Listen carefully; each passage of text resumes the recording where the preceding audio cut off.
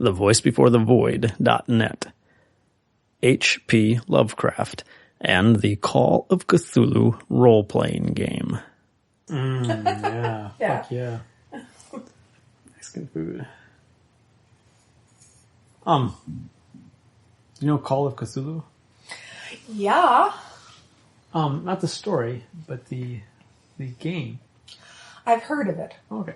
I don't know it, no. I mean, as in have never played it, but isn't that some sort of a RPG? Mm-hmm. Yeah, okay. So, yeah, Dungeons & Dragons is the RPG. It's the, Because that was the first one. the baseline.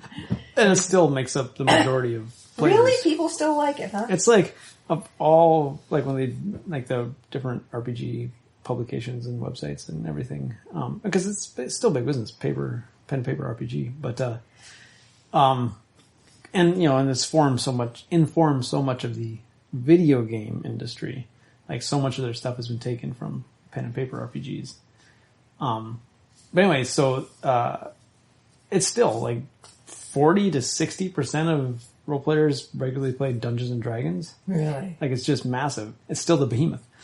Right. It's the big one. Yeah. So it's the original. It was the first one, but then where Dungeons and Dragons is taken, largely from Tolkien high fantasy. Yeah, high fantasy wizarding myths and stuff. Yeah. And they have orcs and trolls and all that stuff. It was kind of developed from wargaming, actually, like like doing battlefields, that stuff. And so they wanted fantasy, and so yeah, they drew largely from Tolkien, but then of course they've worked in every other aspect of it because it's so large and so long. Everything from vampires to Conan, sword and sorcery to Lovecraft, just everything. Even science fiction, they had like spacefaring and stuff. But Call of Cthulhu drew on the works of Lovecraft, Of course. and all of the successors and predecessors in that whole weird fiction thing, the Cthulhu mythos. Can I ask a question at this point? Uh-huh. Because I've never been sure of this. Did Lovecraft actually invent Cthulhu, or did he find Cthulhu someplace? Cthulhu's origins are in Lovecraft's The Call of Cthulhu. Like, that's where it comes So from. he made it up out of whole cloth. Yeah. Huh. Yeah, which is one reason why he's, Father has of that his- kind of shit. yeah. Yeah. is so prominent as a writer, amongst like so many other writers who were much better writers, but he invented some weird shit. He had this incredible, world-spanning yeah. vision of all this stuff. Well, I've read a couple books about it, because there's more and more literary criticism and theory written about it, and it seemed like the one thing that really propelled it was that he was well liked by so many people, and that he. You mean socially? Like he Yeah. had a bunch of friends? Yeah, they were all correspondents. He was. So he was well connected. Yeah, like it is supposed that he was the preeminent letter writer in all of American literature. Because he wrote like many times more volume in letters than he ever did in fiction or even his nonfiction essays. Like, most of the writing he did in his life was letters. He would write these long, intimate, I don't know if intimate, but like personal letters to so many correspondents, and most of them other writers, other people publishing in Weird Did Tales. he discuss his ideas and stuff in his letters? Yeah, that's where a lot of his. That's the thing. Like, we know so much about his theory because he wrote so much about what he was writing and how he thought about it and what he was doing, and there's even like the one case, I think it was Robert Bloch, the guy who wrote Psycho and so much other stuff, who was one of the young correspondents with Lovecraft, and Really? Robert Bloch's that old? well, he was, of course he is. He was young at the end of Lovecraft's life. Yeah. Oh, okay. But yeah, he knew him, and it was either him or it was Derleth or somebody went and visited Lovecraft in Providence, and they went out on a tour of the city, because Lovecraft loved the city, and then they went to an ice cream parlor, But the thing is, all of this is documented then in Lovecraft's letters. Like, he wrote all this then to other people. And so I was at the Lovecraft Film Festival in Portland, and one of the lecturers, these guys, it might have been Price. Yeah, I think it was there. It might have been from one of his podcasts. I don't know. I heard it anyway, somewhere from one of these Lovecraft scholars saying that, we know so much about Lovecraft. If there is a day of his life in which we don't know who he was with, where he went, what they did, and what flavor of ice cream they ate, that is the lost day of Lovecraft's life.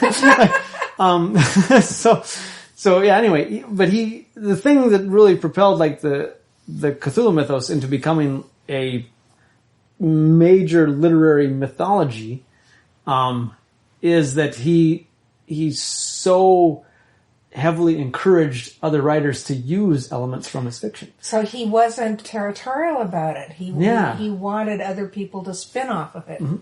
Yeah. That's fun. Exactly. Yeah. So he created, Cthulhu and like a host of other really interesting and unique entities, and just encourage everyone to use them. Here. Use them in your own writing. Yeah. Make a story about this one or that one or whatever. So even while he was alive, there was all these other writers, including, like Robert Bloch and Robert E. Howard and all these other, Clark Ashton Smith particularly and Frank Belknap Long, and like all these other writers who were just expanding the Cthulhu mythos. So he was kind of a catalyst as well as being an inventor. The creator, yeah. Yeah, the creator. Yeah.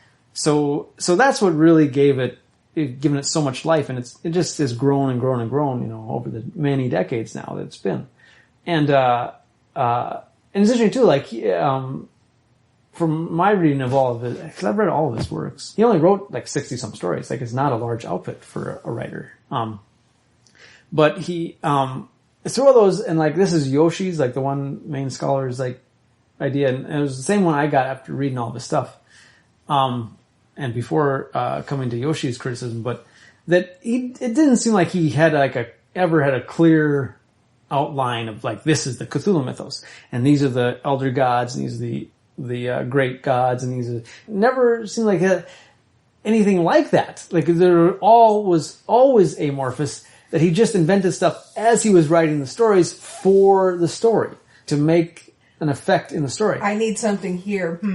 Right, exactly, yeah. And so much of his stories, like the big, one of the defining characteristics of him that's so easily perceived is his references to like all these obscure, forgotten, lost books, and the character, before he meets the creature and goes insane, like comes into the room with the books, and then he goes through a list of like the books, the person was reading before they went insane, and he'll include like these names of books he invented, like the Necronomicon, right? He invented the Necronomicon and used it in several stories then, but it was just one story once where he needed the name of a book and he just put it in there. And there's other books he put in there, and then he'll mix them with like real books, real grimoires and old tomes, and then, he used books that other writers had invented.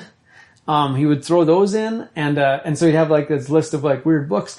And as he wrote about it, like the whole point was to create that real verisimilitude. Yeah, right, because that's how you do it. Yeah. You mix fact and fiction to the point where people can't tell them apart. Right.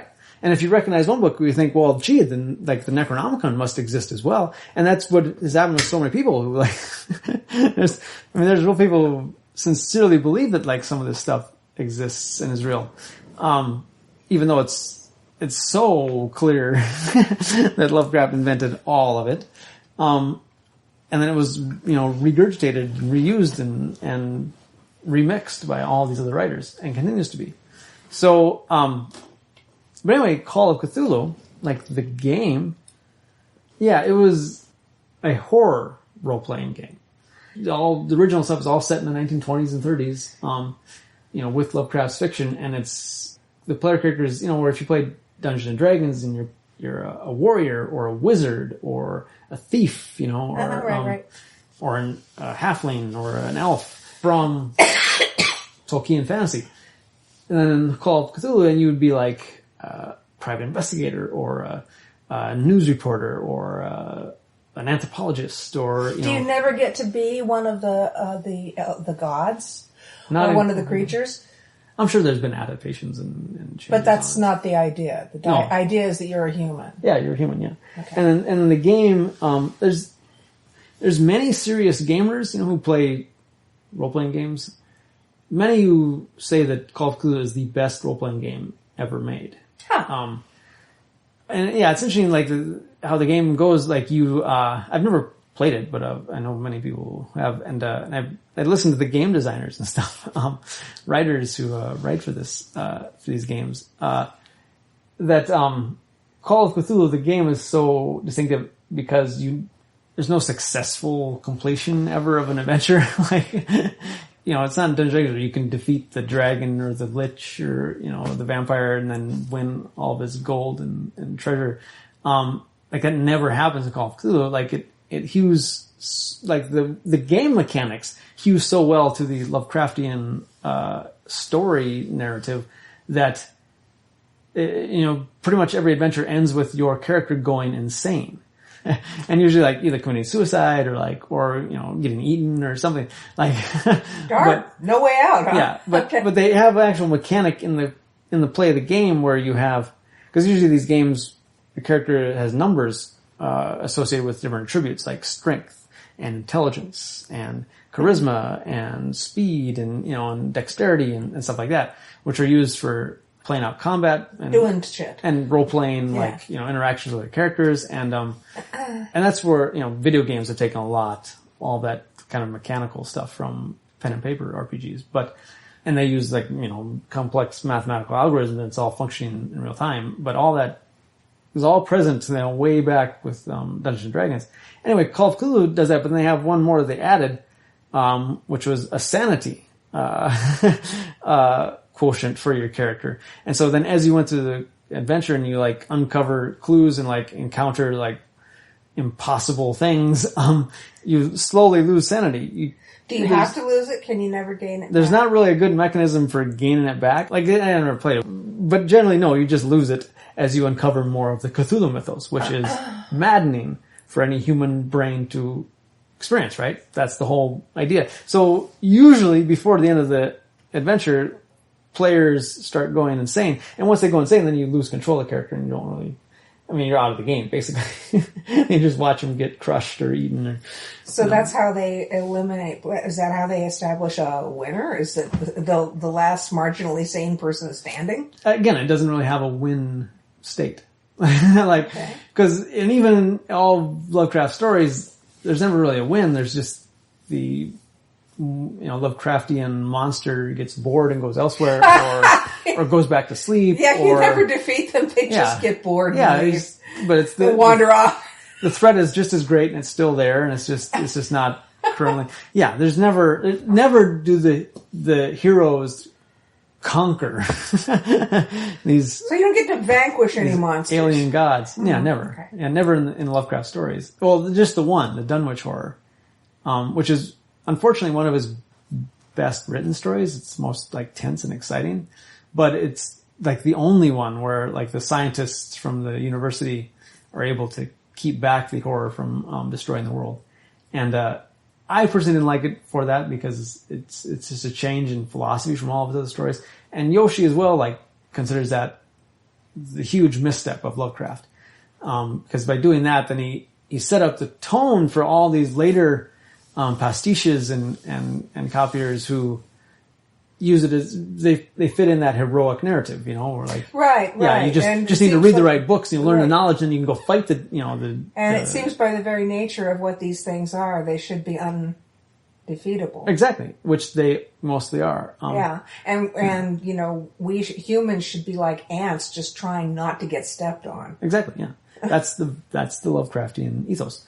But unfortunately in Dunwich Horror, it doesn't work out that way. And yeah, just on those philosophical grounds, I want to dismiss it. But the bigger problem is it's one of the best stories he ever wrote. It's so much fun to read. It's just it's tense and it's paced perfectly and it's exciting and you go through it and it's yeah. So just because of the fact of its success as a literary piece, it's many fans' favorite Lovecraft story. which, just, again, sets up this whole thing of, all these other investigators who can beat back the eldritch horrors. Which is, unfortunate. In my opinion, In some others, but anyway, nonetheless, it's all fun. So one thing, so the eldritch horrors, are they?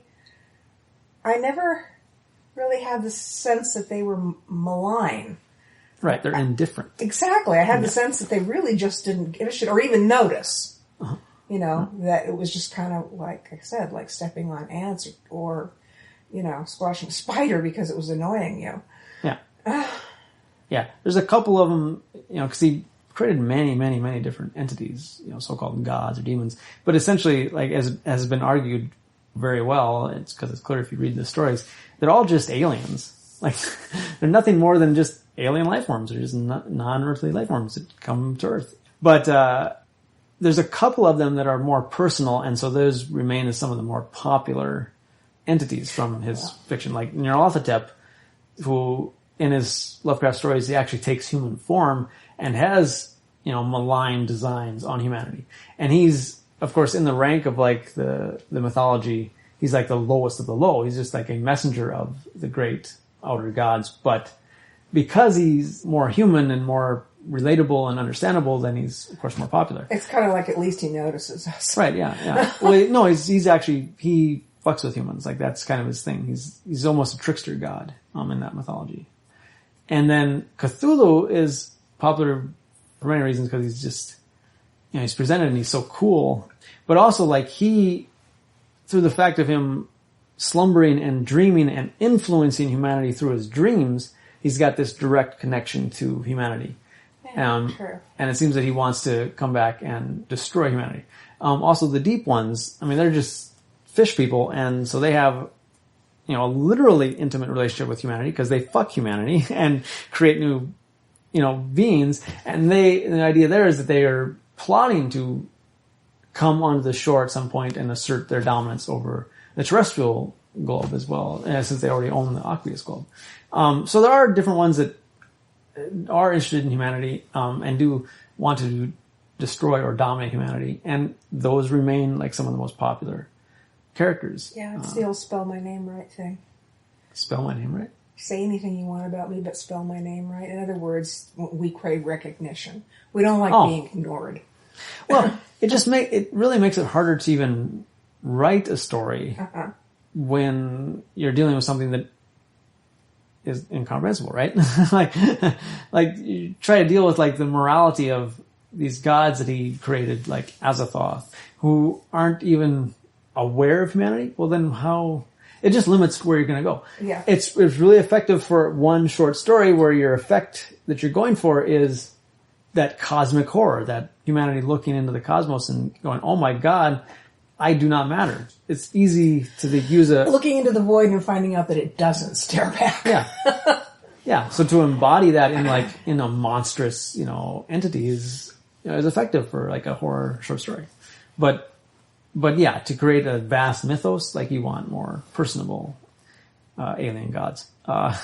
So, but anyway, Call of Cthulhu, like, is really responsible for probably mainstreaming Lovecraftian, like, Cthulhu mythos to the point where it is now, where it's many, many people have heard of it. It's influenced so much popular culture. It was, Call of Cthulhu largely responsible for that. And then they codified a lot of the Cthulhu mythos by, making it into game elements. So they need consistency from one to the next. So, but anyway, this is this thing where these two comedy writers